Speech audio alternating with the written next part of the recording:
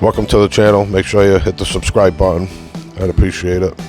So I had pressure washed this shed a few weeks ago and these doors yellowed.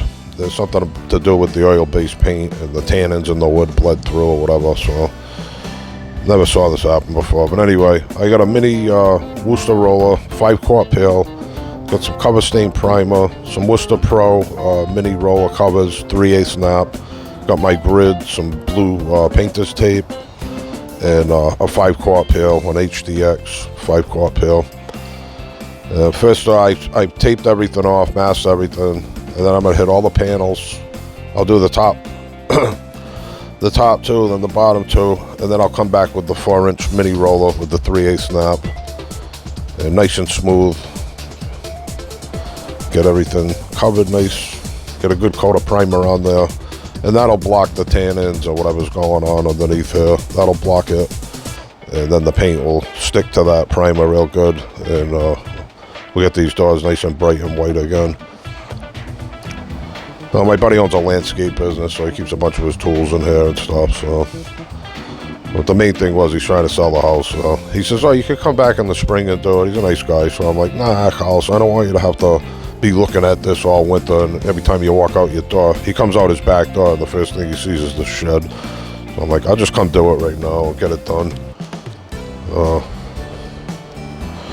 He was happy. He paid me too for, I didn't charge him much, but he paid for the primer and the roller covers, and he gave me some money for the labor, and he gave me a little tip. So I didn't even want to charge him. I was like, you know, I did the pressure wash, so it's my fault, but he knew it was like just one of those things that really, you know, he knows I know what I'm doing. Just sometimes stuff happens. So good thing I know how to paint too, so I could come back and fix it, no problem. And these two doors, now I'm putting the first coat of paint on. The nice thing about cover stain, the primer, it dries in about 30 minutes, and you can start putting your top coats on about an hour to 2 hours later. So I waited about an hour and a half. And even though it's kind of gray, the sun was actually like kind of hitting these, so it helped speed up the drying. And it was windy too, so we had a good breeze. But anyway, I'll put the first coat on. Then there's a door on the right side. That one didn't yellow up, so same process. But for some reason that one didn't yellow. So, but I was like, while I'm doing these, I might as well do all 3 doors. So I did that door too.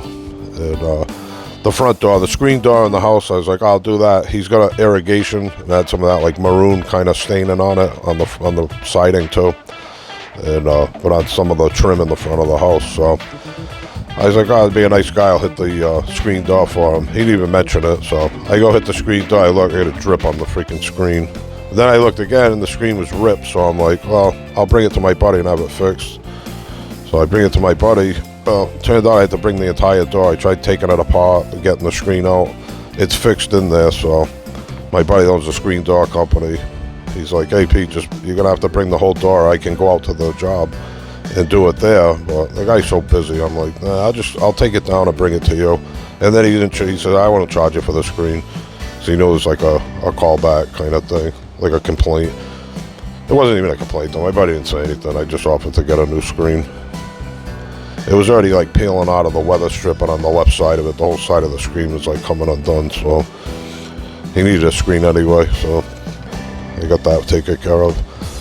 But yeah, you can see this is that's still the first coat. I didn't film the second coat, but I'll show you how they came out in the end. He was real happy, like I said. He put something on Facebook that I did a great job. Like I said, sometimes stuff happens. So these guys like to make pressure washing seem like it's the easiest thing in the world, but when you have a problem and you can't fix it and they gotta hire someone, then you'll find out that it's not so easy. You gotta be careful. Anything could happen. So thanks for watching. If you have any questions or comments, leave them in the comment section and I'll get back to you. All right guys, have a great day.